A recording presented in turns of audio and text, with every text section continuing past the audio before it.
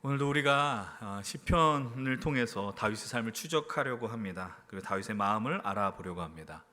오늘 역시 사무엘상의 말씀 그리고 시편의 말씀을 나눌 텐데 먼저 시편 54편의 말씀 한번 보려고 합니다. 시편 54편의 표제는 이렇게 기록이 되어 있습니다. 뭐라고 기록되어 있느냐? 10사람이 사울에게 이르러 말하기를 다윗이 우리가 있는 곳에 숨지 아니하였나이까 하던 때 라고 이야기를 합니다. 역시 우리는 오늘 본문의 현장이 다윗의 도피 중에 벌어진 사건이라는 것을 알게 되고 다윗의 상황이 또 곤란하다라는 것을 충분히 생각해낼 수 있습니다. 이 배경에 따른 사무엘상의 본문이 바로 오늘 우리가 선택한 23장의 말씀입니다. 늘 다윗은 도피하고 있어요. 이 본문과 연결된 시편은 54편도 있고요, 57편, 59편, 142편도 해당이 됩니다. 다윗이 사울을 피하여 굴에 있을 때에, 다윗이 사람을 보내 다윗을 죽이려고 집을 지킨 때에 다윗이 한 일은 바로 하나님을 찬양하는 일이었습니다. 참으로 신기하지 않습니까? 다윗이 너무나도 힘겨운 가운데서 제일 많이 했었던 건 하나님을 찬양하는 일이었어요. 고난과 아픔은 여전히 우리에게 힘든 일입니다. 피하고 싶은 일이고요. 그러나 우리는 그 과정을 통해서 오늘도 하나님을 더 찾게 될 것입니다. 그리고 만나게 될 것입니다. 물론 그 과정을 통과하는 일은 나중에 믿음의 깊이가 더 성숙된 이후에 가능한 것을 우리는 알고 있지만, 그러나 역시 우리는 그것으로 주님을 더 보게 될 것입니다. 다윗 역시 사울 때문에 하나님을 더 만날 수 있었을 것이죠. 우리 함께 먼저 시편의 말씀을 읽어보면 좋겠습니다. 시편 54편은 이렇게 이야기를 하고 있습니다. 하나님이여 주의 이름으로 나를 구원하시고 주의 힘으로 나를 변호하소서. 2절 말씀도 한번 같이 읽어볼까요? 함께 읽겠습니다. 시작. 하나님이여 내 기도를 들으시며 내 입의 말에 귀를 기울이소서. 다윗의 외침의 내용이 무엇입니까? 나를 구원해 주십시오라는 거예요. 나를 살려 주십시오. 그리고 뭐라고 이야기합니까? 변호해 주십시오. 변호한다라는 뜻은 어떤 것을 갖고 있나요? 자신의 무고함을 밝혀달라는 겁니다. 나는 억울한데 하나님 나를 변호해 주셔서 그 억울함을 풀어달라, 내가 죄 없다라는 걸 증명해달라라고 이야기를 합니다. 다른 성경은 이렇게 표현합니다. 하나님 나의 옳음을 밝혀주십시오, 나의 정당함을 변호해 주십시오. 지금 다윗의 형편을 아주 분명하게 볼 수 있는 부분이라는 거죠. 계속해서 말씀드립니다. 다윗은 도망자의 신세입니다. 사울은 쓸데없는 사명감을 갖고 있습니다. 그 도망치는 다윗을 죽이기 위해 이스라엘 모든 곳곳을 샅샅이 찾아내고 있습니다.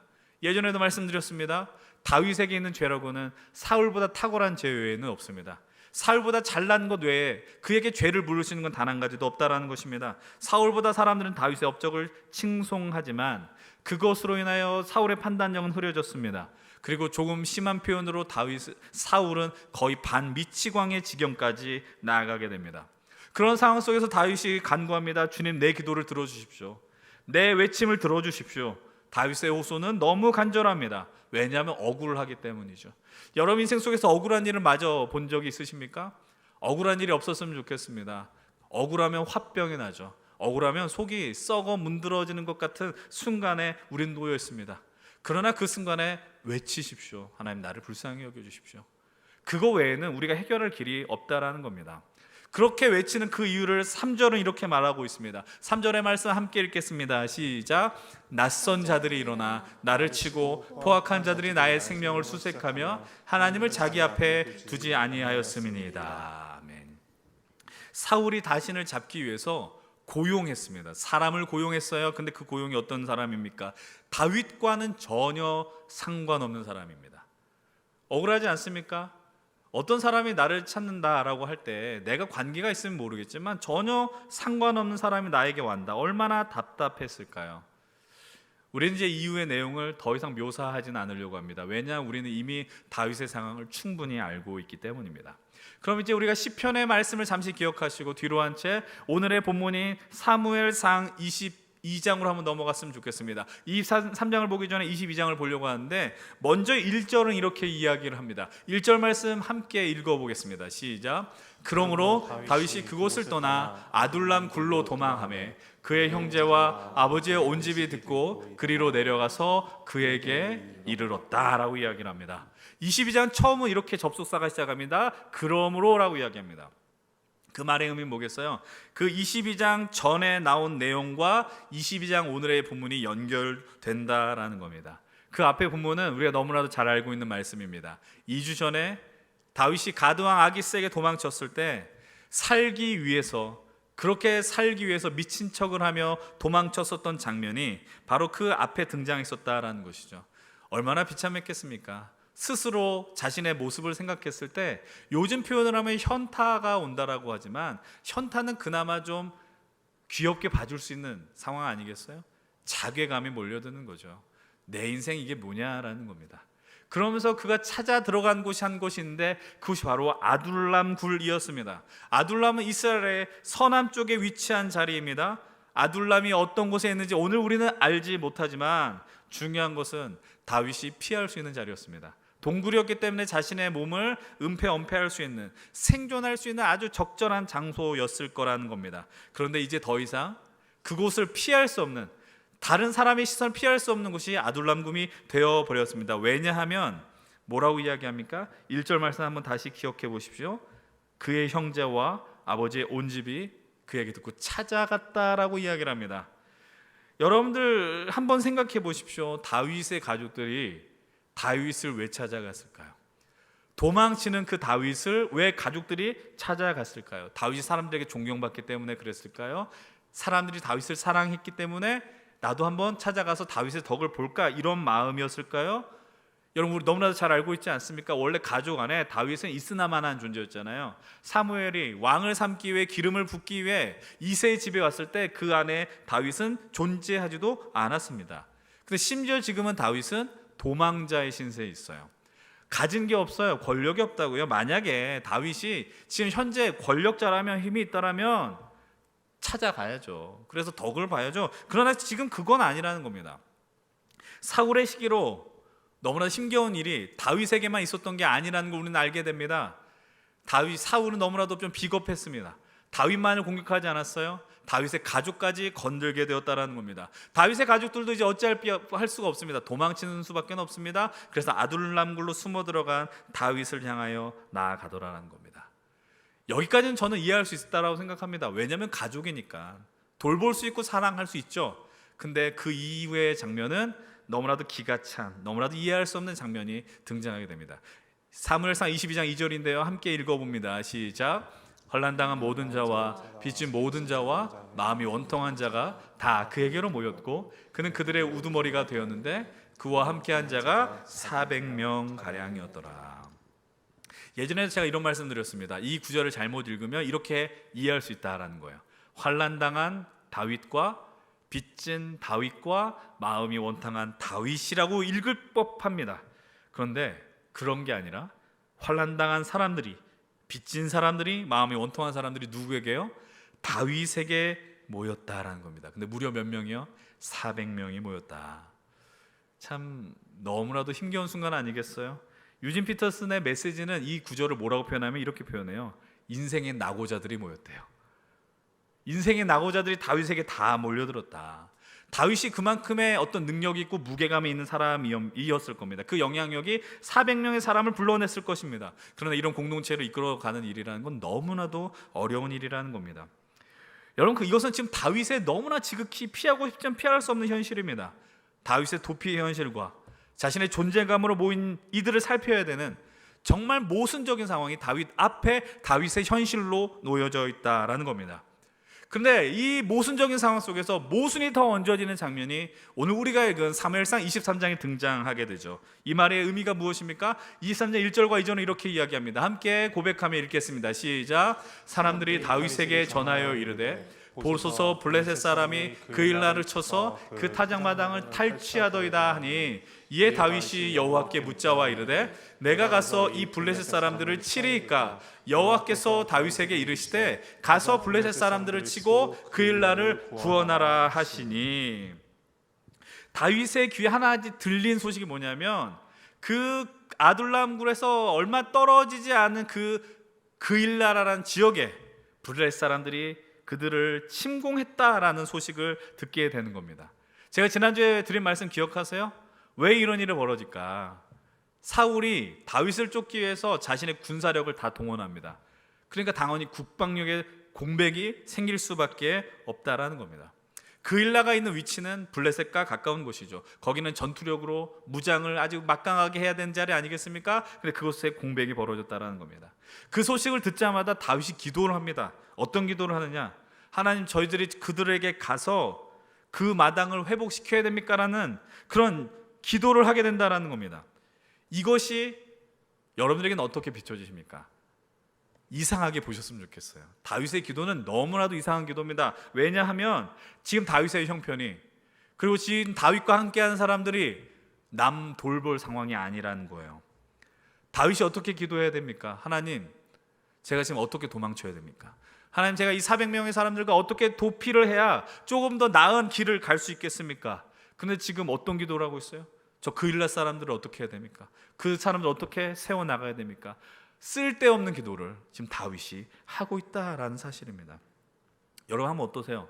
우리가 이런 표현 많이 씁니다. 나 앞가림하기도 어려운데 누구를 향해 신경을 쓰느냐라는 거예요. 정말 우리는 우리의 삶 앞가림하기도 어려운 인생을 오늘 우리는 살아가고 있지 않습니까? 그런데 누구를 향해서 감히 훈수를 두고 누구를 향해서 감히 돕는다라는 말을 할 수 있겠습니까? 우리는 누군가를 향한 어떤 동정의 마음을 갖는 건 어쩌면 당연한 일 아닌지 모르겠어요. 처음에 다윗도 이런 마음으로 시작했는지 모르겠어요. 그일라의 소식을 듣고 저 사람들 불쌍하다, 그런 마음으로 기도했는지 모르겠어요. 내심 하나님, 그러나 그들을 보면서도 이 400명의 사람들 잘 돌보고 재기해야지, 이런 응답 받고 싶지 않았겠습니까? 내가 아무리 그런 기도를 한다 할지라도, 너무나도 예쁜 기도를 한다 할지라도 하나님이 야, 그냥 저 400명의 사람들과 함께 멋지게 살아가라, 좀 그들과 추스려서 너의 어떤 무리를 이뤄내라, 이런 음성 앞에 있었으면 좋겠는데 하나님 뭐라고 이야기해요? 그일라를 구원하래요. 너무 이상한 답변까지 해주십니다. 이 상황 속에 주변 사람들의 반응이 더 정직합니다. 너무나도 당연한 반응을 합니다. 3절 말씀 함께 읽어봅니다. 시작. 다윗의 사람들이 그에게 이르되 서 우리가 유다에 있기도 두렵거든 하물며 그일라에 가서 블레 사람들의 군대를 치는 일이까 한지라. 이게 보통 사람들의 마음입니다. 우리 앞가림도 못하는데 무슨 그일라를 향해 나아가고 블레셋과 전투합니까? 당연한 말이에요. 이 말이 나오는 건 상식적인 수준의 말이라고요. 다윗이 이 말이 설득이 됩니다. 그래서 뭘 하느냐? 한 번 더 기도합니다. 4절의 말씀 함께 읽겠습니다. 시작. 다윗이 여호와께 다시 묻자온데 여호와께서 대답하여 이르시되 일어나 그일라로 내려가라. 내가 블레 사람들을 내 손에 넘기리라 하신지라. 하나님 참 답답하십니다. 똑같은 응답을 해주십니다. 먼저 앞변에 뭐라고 이야기해요? 그일라를 구원하라. 그 다음에 나온 말씀 무엇입니까? 좀 더 확신의 메시지까지 주세요. 내가 블레셋 사람을 너에게 넘길 것이다. 그럼 다윗이 지금 여기서 할 수 있는 선택권은 뭡니까? 없어요. 그일라를 구원하러 가야지, 블레셋과 전투하러 나가야 되지, 그 외에는 어떠한 선택도 없다란 말입니다. 여러분 한번 생각해 보십시다. 여러분들, 다윗이 마냥 설령 그일라를 향해서 나가지 않는다고 해서 여러분 비난할 사람들 있어요? 우리는 그럴 자격이 없습니다. 다윗이 어떤 선택을 하든 그일라를 향해 나아갔든 그렇지 않든 우리가 그것을 보면서 비난할 권리는 없다라는 거죠. 오히려 오늘과 같은 삶을 살아가는 우리들은 다윗이 만약에 그냥 그 자리에 머물렀었더라면 그게 더 합당한 선택이고 상식적인 수준이라고 아주 극렬히 동의했을 것입니다. 그런데 다윗이 그런 처참한 현실 속에서 이런 선택을 할 수 있었던 이유는 과연 무엇이었겠습니까? 다윗에게 있어 살아남는 것, 생존이 제일 자신의 첫 번째 삶의 목적이 될 수 있지만 그것에 머무르지 않고 그일라를 향하여 그 군사작전을 펼칠 수 있는 가장 큰 원동력은 무엇이었겠습니까? 또 다르게 질문해 보겠습니다. 다윗에게 있어서 이렇게 지나친 헌신과 믿음의 모험, 결단을 할 수 있었던 그 이유는 무엇이었겠습니까? 저는 그 힌트를 오늘 우리가 그 다음에 읽은 본문 15절 이후의 말씀을 통하여 함께 살펴보려고 합니다. 다윗은 이후에 10광야 수풀에 피신하고 있었다라고 성경은 이야기합니다. 그곳에서 자신의 목숨과 같은 친구 요나단을 만납니다. 요나단이 찾아오게 되는 것이죠. 거기는 10광야 수풀이라고 이야기를 하지만 사람의 눈에 띄일 수밖에 없는 자리다라는 겁니다. 다시 말씀을 드리면 요나단 입장에서는 상당한 위험을 감수하고 나갔다라는 거예요. 그래서 요나단은 어떻게 했어요? 개의치 않았어요. 나갔습니다. 왜냐하면 다윗을 사랑하기 때문이죠. 근데 그곳에서 다윗을 찾아가 요나단이 무슨 일을 할까요? 지금 요나단과 다윗의 만남의 순간, 다윗의 상황은 어떠한 순간이라고요? 사울의 추적을 피하고 겨우 아둘람굴에 피신하였지만 400명의 사람들과 함께 그 공동체를 꾸려 나가야 됐고, 그 이후에 그 일날을 구원하기 위해 전투까지 벌인 그런 상황입니다. 그렇게 좋은 일을 했다고 해서, 선한 일을 했다고 해서, 믿음의 모험을 결단했다고 해서 다윗의 상황이 달라지지 않았어요. 다시 말씀드리면 다윗은 너무나도 지쳤습니다. 육신도 지쳤고 정신적으로도 지쳤을 것입니다. 그런데 그 순간에 요나단이 찾아왔습니다. 그리고 이야기를 합니다. 17절 말씀은 이렇게 이야기를 합니다. 곧 요나단이 그에게 이르기를 두려워하지 말라. 내 아버지 사울의 손이 내게 미치지 못할 것이요 너는 이스라엘 왕이 되고 나는 내 다음이 될 것을 내 아버지 사울도 안다 하니라. 18절 말씀 같이 읽겠습니다. 두 사람이 여호와 앞에서 언약하고 다윗은 수풀에 머물고 요나단은 자기 집으로 돌아가니라. 아멘. 요나단이 와서 하는 일은 뭡니까? 용기를 줍니다. 격려를 합니다. 두려워하지 말아라. 주님이 너와 함께 하신다. 하나님께서 뭐라고 이야기하는?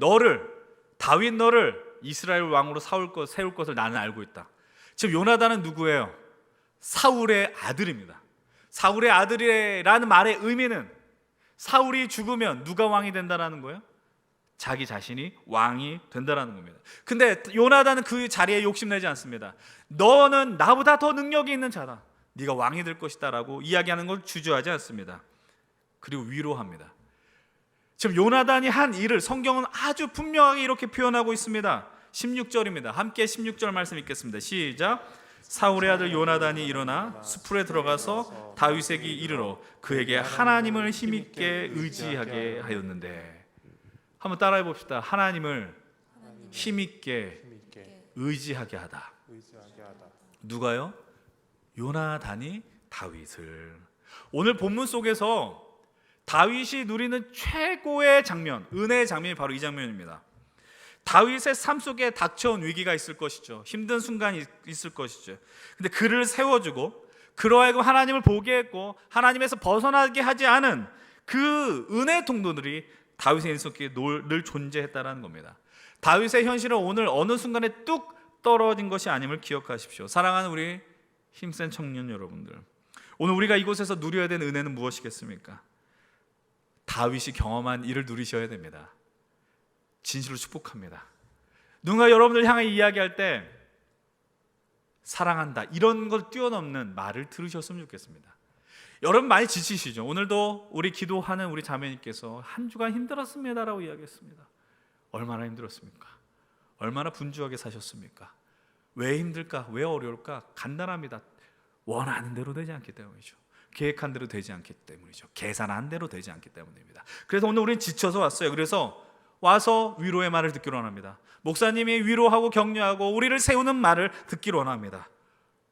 그런데 냉정하게 이야기하면 여러분들 여기서 여러분들 지쳤으니 힘을 얻고 가십시오. 그것으로 끝나고 집으로 가서는 안 된다라는 것이죠. 위로를 받으셨으면 좋겠어요. 하나님 앞에 머무는 것 자체가 우리 사람의 가장 큰 위로이고 기쁨인데 거기까지 나가지만 더 나가야 하는 것은 어디냐 하면 여러분들 이 시간 예배를 드릴 때에 하나님의 말씀을 드릴 때 여러분 예배가 끝나고 각 목장 모임을 감당할 때 사랑하는 믿음의 동역자들과 삶을 이야기할 때에 벌어져야 하는 일은 단 한 가지입니다. 하나님을 더욱 힘있게 의지하게 해야 하는 것입니다. 그냥 보면 힘난다가 아니죠. 하나님을 힘있게 의지해야 하는 겁니다. 왜 그러느냐? 여러분 결국 우리는 예배가 끝나면 일상의 자리로 돌아갑니다. 여러분이 그토록 피하고 싶은 한 주간 내가 지쳤습니다라고 하는 그 자리로 돌아갈 것입니다. 난 여기서 지쳤고 어려웠고 실패했습니다라는 그 자리로 또 돌아가야 합니다. 그 일상은 하나님이 허락하신 자리이기도 합니다. 그러나 그 일상은 또 하나님을 보지 못하게 하는, 하나님이 아닌 다른 무언가를 의지하는 현장이라는 걸 여러분 진실로 인정하지 않습니까? 여기서 내가 하나님을 의지한다라고 이야기하지만 나가면 내가 다른 의지할 것이 넘쳐나는 자리가 된다는 걸 너무나도 보지 않습니까? 그것이 돈이 되었든 내 앞에 상사가 되었든 권력자가 되었든, 그래서 그것 때문에 내가 시선을 빼앗긴다고요. 그래서 벌어지는 일은 무엇이냐면 하나님을 보지 못하게 한다는 것이죠. 우리는 그런 치열한 곳으로 다시 나가게 될 것입니다. 그런데 그 치열한 곳에서 구원의 영광을 주신 하나님을 반드시 의지하셔야 됩니다. 그것이 진실로 아름다운 삶이죠. 그 삶을 살기 위해서는 이 안에서 하나님을 더욱 힘있게 의지하게 하는 아름다운 나눔과 만남과 은혜의 역사가 벌어져야 합니다. 다윗이 어떻게 이 자리까지 올 수 있었을까요? 답이 없었던 인생의 낙오자들 400명과 이후에 보면 600명이라고 이야기를 하거든요. 그 600명과 있을 수 있는 이유는 무엇이었을까요? 하나님을 힘있게 의지하는 요나단과 같은 이가 있었고 그런 믿음의 동역자들이 있었다고요. 그 은혜 속에서 다윗은 400명과 아니 600명의 사람들과 하나님을 더욱더 힘있게 의지하게 했었을 것입니다. 그것이 다윗에게 최우선 과제였을 거예요. 그런 경험들이 다윗에게 어떤 고백을 하게 할까요? 그것이 바로 시편 54편, 오늘 우리가 선택한 말씀이 될 것입니다. 여러분 다시 한번 우리 시편 54편으로 우리의 시선을 돌려보십시오. 그리고 한번 3절의 말씀을 다시 한번 유의 깊게 읽어보십시다. 함께 읽겠습니다. 시작. 낯선 자들이 일어나 나를 치고 포악한 자들이 나의 생명을 수색하며 하나님을 자기 앞에 두지 아니하였음이니이다. 아멘. 낯선 자들까지 다윗을 추적하고 있다라고 이야기했습니다. 아히멜렉 가문의 도륙 사건으로 사람들이 공포에 떨게 됩니다. 사울이 협박하면 말을 안 들을 수가 없겠죠. 너 다윗 안 잡아? 다윗 잡아야지. 22장까지는 안 잡는다고 나와 있었잖아요. 그런데 그 협박이 사람들을 움직이게 했을 거예요. 근데 그들의 상태를 성경은 아주 분명하게 이야기합니다. 뭐라고 이야기합니까? 그들은 하나님을 자기 앞에 두지 않았다라고 이야기를 합니다. 여러분 한번 생각해 보십시다. 사울의 집단이 있습니다. 이걸 집단이라고 표현하겠습니다. 그리고 다윗의 공동체가 있습니다. 사울의 집단과 다윗의 공동체를 가르는 중요한 지점이 하나 있습니다. 그 차이점이 무엇일까요? 하나님을 앞에 인식하느냐라는 겁니다. 사울의 집단은 하나님의 앞에 있다는 것을 인정하지 않았어요. 볼 수도 없었어요. 두려움과 이 어떤 의식이 없습니다. 그러나 보잘것없는 인생의 낙오자들이 모였었던 아둘람 공동체의 백성들은 하나님을 서로 힘있게 의지하게 하잖아요. 그럼 뭘 느껴요? 하나님이 있다는 걸 본다고요. 하나님이 우리와 함께함을 믿고 하나님을 고백하게 하는, 하나님을 인식하게 하는 그 마음들을 가득 품게 되더라라는 사실입니다. 사랑하는 여러분들, 여러분들의 마음속에 하나님을 인식하는 은혜가 충만하게 넘치길 간절히 축복합니다. 여러분, 코람데오라고 하는 그 단어는 그냥 멋있는 말이 아닙니다. 하나님 앞에서 하나님 우리를 감시한다는 말의 뜻이 아닙니다. 하나님 여러분을 감시해서 뭐 하겠어요? 여러분들이 무슨 생각을 하고 무슨 나쁜 짓을 하느냐, 그런 의미가 아니라는 거예요. 하나님이 나와 함께하는 것을 인식하는 사람은 삶의 질이 달라져요. 삶의 모습이 달라진다고요. 그렇게 될 때 이 고백을 할 수 있게 돼요. 시편 54편 4절 함께 고백하십시다. 시작. 하나님은 나를 돕는 이시며 주께서는 내 생명을 붙들어 주시는 이시니다. 아멘.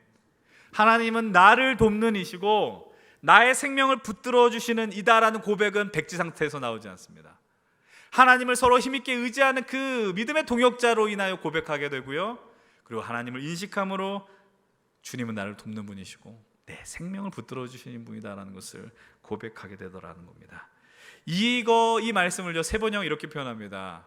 하나님 나를 돕는 분이시고 내게 힘을 북돋워 주는 분이다. 여러분 힘을 어디서 얻으려고 하십니까? 엉뚱한 데서 얻지 마십시오.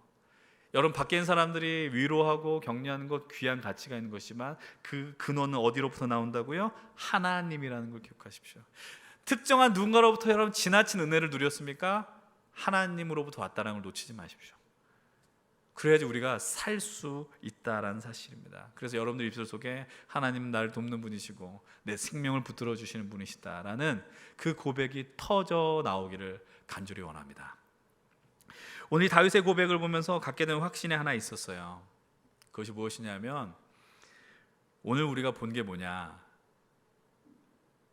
다윗의 지나친 헌신이었어요. 그죠? 무슨 헌신을 합니까? 자기 앞가림도 하기 어려운데, 자기 몸 하나 가누기 어려운 상황 속에서 그 일날을 향하여 나아갔어요. 다윗이기 때문에 했다라고 성경을 해석하지 마세요.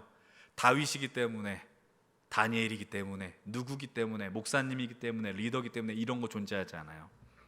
쉽지 않다라는 겁니다.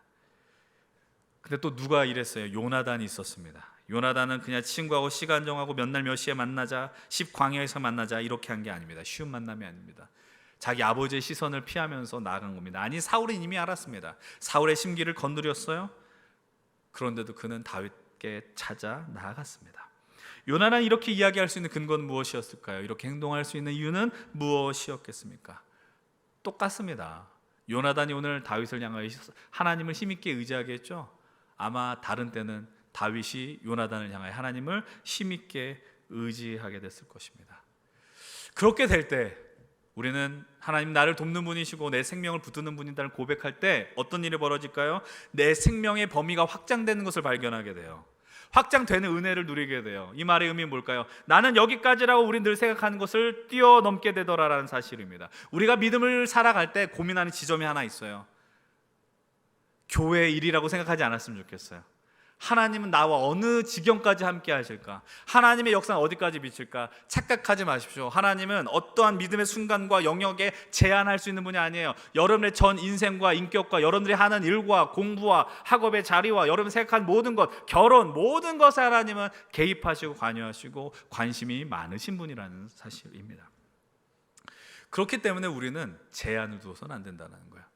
우선 우리 첫 번째로 오늘 우리가 서 있는 이 믿음의 공동체를 한번 바라보십시오. 여러분, 교회는 예배만 드리는 것이 아닙니다. 예배는 중요합니다. 그래서 예배는 중요하다고 제가 아주 크게 외친다라는 사실이에요. 근데 예배를 정말 전심으로 드리게 된다면 마음에 변화와 감동과 뜨거움이 몰려오게 되죠. 생명의 자리가 확장되더라라는 겁니다. 근데 그 확장되는 중요한 건 무엇이냐? 여러분, 이 말씀을 통해 하나님을 힘있게 의지하는 결단들이 벌어지게 됩니다. 그래서 우리는 기도하게 될 것입니다. 권면하게 될 것이고요.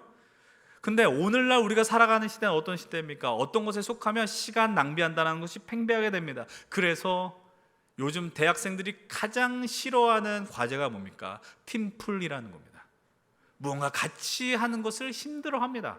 그러면서 소위 말해 누군가를 지정하여 희생자를 보내고 그를 향하여 커피 쿠폰을 쓰면 내 역할은 다 했다라고 생각합니다. 근데 교회는 어떻겠어요? 얼마나 매력 없겠어요. 야, 교회에 시간을 쏟는다. 얼마나 재미없는 시간이겠어요. 예전에 여러분 그 설문조사 나눈 거 기억하십니까? 왜 젊은 사람들이 교회를 떠날까? 왜 나오지 않을까라고 할 때 그때 처음에 나눴었던 것 중에 하나가 이런 거죠. 왜 교회에 나오지 않습니까? 교회가 본이 되지 못합니다. 교회에 있는 사람들이 믿을 수가 없습니다. 이런 것들이 상당히 많은데 사실 1번의 답이 뭐였냐면은 교회에 시간 쏟는 게 부담된다라는 거였어요. 오늘 말씀 때문에 아껴둔 건 아니었는데 사실 제일 많은 퍼센테이지는 이거예요. 교회에 가면 예배 끝나면 또 모이라고 이야기하고 뭘 하라고 이야기를 하고 그게 부담된다. 그래서 제가 여러분들을 볼 때마다 늘 마음에 품는 1번의 마음 무엇이냐면 정말 고맙다라는 겁니다. 고마운 거죠.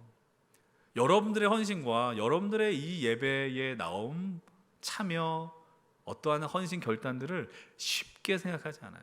진실로 고맙게 생각해요. 여러분, 그런데 여러분들이 계신 자리, 교회, 예배 공동체, 여러분들 이곳에서 벌어지는 모든 시간들이 버릴 것은 아니라는 걸 진짜 믿으셨으면 좋겠어요. 왜냐하면 여러분이 나가서 버텨낼 수 있는 힘을 여기서 얻기 때문이죠.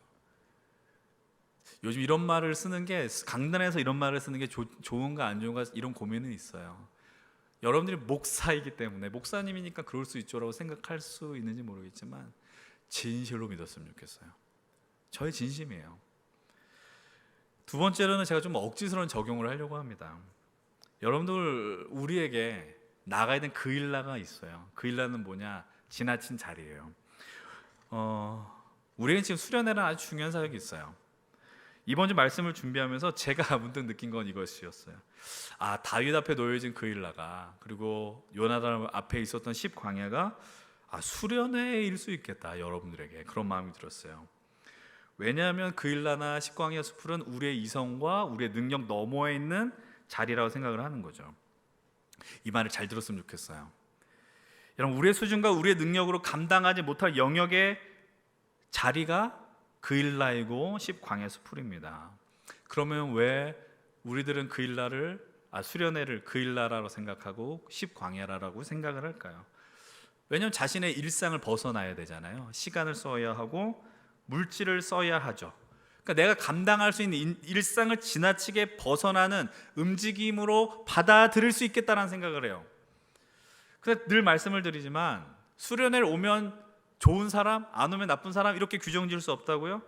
그렇지만 오늘 주어진 자리에서 우리가 참 우리 자리를 많이 몰두합니다. 너무 많이 열심히 몰두합니다.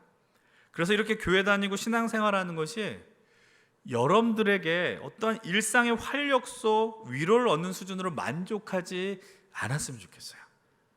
내가 힘이 없는데 교회 나오면 힘을 얻어라는 수준으로 이 공동체를 보지 않았으면 좋겠어요. 여기서 우리가 해야 하는 작업이 뭐냐면, 그래서 그 일나로 나가야 되는 건 무엇이냐면, 그분이 정말 나를 돕고 내 생명을 붙들어 주시는 이 힘을 누리고 믿고 고백하며 나아가야 된다는 거예요. 그래야지 우리가 이성과 능력에서 결단하며 어렵다라고 하는, 이미 판단하잖아요. 나는 여기에 더 넘어갈 수 없어, 할 수 없어, 내 능력 밖의 일이라고 하는 그것을 뛰어넘을 수 있는 믿음과 결단이 벌어지더라라는 겁니다. 저는 그것이 우리 수련회였으면 좋겠다라는 거예요. 수련회를 과감하게 나올 수 있었으면 좋겠습니다. 마지막으로 한 가지 메시지를 나누고 말씀을 정리할게요. 지난주에 나눴었던 메시지이기도 하고요. 그리고 여러분들 요즘 제가 공동체 성경 읽기 시편을 묵상하면서 매주 올리는 메시지 중에 또 그 말씀을 또 오늘 나누려고 합니다. 그게 뭐냐면 영원이라는 거예요. 영원. 뭐 일원이원, 뭐 구원, 영원 그게 아니라 영원한 거, 영원한 생명. 유한한 인간이 영원한 하나님의 세계에 들어가는 거, 그거에 대해서 요즘 제가 많이 생각하고 묵상하고 있어요. 이번 주 공동체 성경 읽기 본문에 있었던 시편 말씀도 이러하였어요. 시편 84편 10절 여러분들 제가 나눈 거를 기억할 수 있었으면 좋겠고, 아직까지도 공동체 성경 읽기 들어오지 않은 분들은 꼭 들어올 수 있었으면 좋겠어요. 중간에 들어와 이름 뜬다고 부끄러워하지 마시고 꼭 들어오셨으면 좋겠는데, 10절의 말씀 함께 읽어볼게요. 시작. 주의 궁정에서의 한날이 다른 곳에서의 첫날보다 나은즉 악인의 장막에 사는 것보다 하나님의 성전 문지기로 있는 것이 좋사오니. 주의 궁정에서의 한날과 다른 곳에서의 첫날이라고 이야기를 합니다. 시간적으로 비교할 수 없는 간격이잖아요. 그런데 우리가 어떤 곳에 머무느냐에 따라가 내 삶의 풍성함과 은혜와 넉넉함을 결정짓는 중요한 차이를 낳게 된다는 것이죠. 근데 우리가 관심을 갖는 건 뭐냐면, 오늘 우리는 관심을 갖는 게 총량이에요. 총량. 얼마나 많이 누리고 얼마나 많이 높이 쌓고 올라가느냐에 관심을 갖고 있느냐라는 거예요. 그것에 관심을 갖다 보니 놓치는 게 뭐냐면, 내가 오늘 여기가 어디냐라는 거죠. 나 오늘 어디에 서 있고 어디를 향하여 가느냐를 놓치고 있다라는 거예요. 아까 말씀을 드린 포악한 사울의 무리들과 같이 하나님을 앞에 두지 않게 되면 첫날을 살아서 뭐하냐라는 거예요. 앞에 하나님이 없는데 내가 첫날을 살고 내가 100살을 살고 내가 그런 부와 명예를 가지면 무슨 소용이 있겠냐라는 거예요. 아니, 그렇게 갖기를 원하죠. 이길 수 없다라는 걸 알고 있어요. 그만한 가치를 압도할 수 없다는 걸 저는 알고 있어요. 그런데 그럼에도 불구하고 여러분들에게 부탁을 드리는 건 이거예요. 하나님은 살아있다라는 걸 정말 믿습니까? 그러면 그 총량에 넘어가지 마십시오. 그 첫날과 주 앞에서의 한날을 비교하지 마십시오. 비교 대상이 안 된다는 거죠. 시편 90편 10절의 말씀도 마찬가지예요. 모세의 기도인데 모세는 이렇게 이야기하죠. 우리의 연수가 70이고 강건한 80인데 그 연수의 자랑은 수고와 슬픔뿐이다. 신속히 칸이 날아간다. 오늘 우리의 세계는 이렇게 아주 분주하게 넘어간다라는 이야기를 하잖아요. 이 우리의 삶이란 한 찹도 알지 못하는데, 그래서 필요한 모습을 12절에 이렇게 이야기를 합니다. 함께 12절 읽겠습니다. 시작. 우리에게 우리 날 계수함을 가르치사 지혜로운 마음을 얻게 하소서. 우리의 날을 계수한다는 말이 뭐냐면, 오늘 우리가 우리의 날을 세는 법을 가르쳐 달라는 거예요. 인생을 세는 법을 가르쳐 달래요. 근데 인생을 세면 뭐예요? 유한하잖아요. 끝이 있다고요. 인생을 센다란 말의 의미는 이거예요.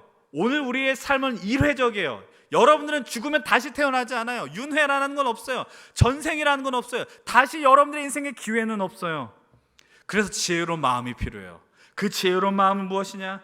당연히 그 유한한 다시 오지 않은 이 인생 속에 영원한 하나님을 붙들게 해달라는 담대한 믿음의 고백 아니겠어요? 다시 반복해서 말씀을 드립니다. 우리에게 그 일라가 있고 십광야의 숲은 우리의 능력으로는 갈 수 없다라고 판단한, 계산한 그 자리인데, 영원하신 하나님을 붙들게 되면, 나를 돕는 이, 생명을 붙들어 주시는 이가 그분을 알게 되면 그 사람만이 갈 수 있는 자리다라는 걸 진실로 기억하시기 바랍니다. 질문하십시오. 질문하십시오. 나는 어디에 있느냐라는 거예요. 나는 오늘 어떻게 살아가느냐라는 걸 질문하십시오. 교회에서 믿음 생활을 한다는 건 목사님의 말을 듣고 순종을 잘한다는 의미가 아니에요. 말씀을 듣고 하나님의 나라의 소망을 품고 내가 이 땅 위에, 여러분들 삶의 자리 위에, 왜냐하면 제가 여러분의 삶에 다 관여할 수 없거든요. 여러분 삶의 일거수일투족을 감시할 수 없거든요. 그러면서 조언할 수 없잖아요. 말씀을 듣고 생각하세요. 내가 왜 공부하는지, 내가 왜 일을 하는지, 내가 왜 시험을 준비하는지. 그래서 유진 피터슨이 말했었던 다윗의 모습, 하나님에게 벗어나지 않았던 다윗의 모습이 우리 안에 있도록 정말 기도하십시오. 한계투성의 삶을 보면서 슬퍼만 하지 마십시오. 여러분 스스로의 모습을 보면서 내 형편, 인생이 너무나 형편없다라고 하지 마십시오. 하나님의 영원성에 기대서 오늘 우리의 자신과 우리의 주어진 삶의 자리에 은혜를 구하십시오. 그때 우리는 고백합니다. 하나님은 나를 돕는 이시고 나의 생명을 붙들어 주신 이다라는 것을 담대하게 고백하게 될 것입니다. 우리는 계산을 잘한다고 생각합니다. 여러분은 계산을 잘하잖아요. 내가 몇 년 뒤에 무엇을 하고 내가 어떻게 준비하면 이것을 통과할 것 같고 완벽하게 했다라고 늘 생각하시잖아요. 근데 여러분들만큼 계산 못한 사람들이 어디 있어요? 여러분들만큼 계산을 틀려 먹는 사람들이 어디 있냐고요. 그런데 하나님의 계산은 늘 정확했어요. 하나님의 계산은 한치의 오체가 없었어요. 담대하게 선포합니다. 하나님 늘 오르셨어요. 가장 정확하게 오르신 그 하나님을 바라보십시오. 그 영혼을 통과하신 하나님 의지하시면서 나를 도우시고 나를 생명에 붙들어 주시는 하나님 의지해서 우리의 계산을 뛰어넘는 결단을 늘 하셨으면 좋겠습니다. 그것이 단순히 수련회를 하십시오, 어떤 영역을 가십시오의 것이 아니에요. 신앙을, 믿음을, 예수 믿고 사는 것을 교회에 가두지 마세요. 하나님을 여러분들의 어떠한 볼품없는 이 컵 안으로 담지 마세요. 병 안으로 담지 마세요. 하나님의 세계로 들어가십시오. 하나님의 영원한 세계로 들어가십시오. 제가 자주 쓰는 예화 한 가지 말씀드리고 마무리할게요. 주님은 우리 안에 계시기도 하고 우리가 주님 안에 들어가기도 한다는 것 있지 않습니까? 예전에 영화에 그런 영화가 있었어요. 우리 스님이 나온 영화인데 닮아요 놀자라는 게 있었어요. 근데 스님이 주지 스님이 이 조폭 스님과 그리고 원래 있었던 스님들한테 과제를 하나 내줬잖아요. 그게 뭐였어요? 장독이 하나 깨졌는데 거기에 물을 채워놓으라는 거예요. 근데 그게 물이 들어갑니까? 배로 장독을 배 위에다 놓고 물을 붓지면 물이 다 새나가죠. 손으로 막는데 물이 다 새죠. 근데 어떤 사람이 놀라운 일을 하나 합니다. 장독을 들고 호수로 집어 던져 넣어버립니다. 그게 장독에 물이 차는 거죠. 스님 영화를 비유를 줘서 죄송하지만 여러분 하나님의 세계로 들어가십시오. 진실로 부탁드립니다. 그 세계로 들어갈 때 여러분의 삶이 완전히 달라질 거예요. 한 번 사는 인생인데 예수 믿고 사는지 좀 그렇게 멋지게 살고 싶지 않습니까? 멋지게 살았으면 좋겠어요. 그래서 여러분들 보면서 정말 당신은 멋집니다라는 고백을 우리 모두가 다 할 수 있게 되길 진심으로 축원을 드립니다.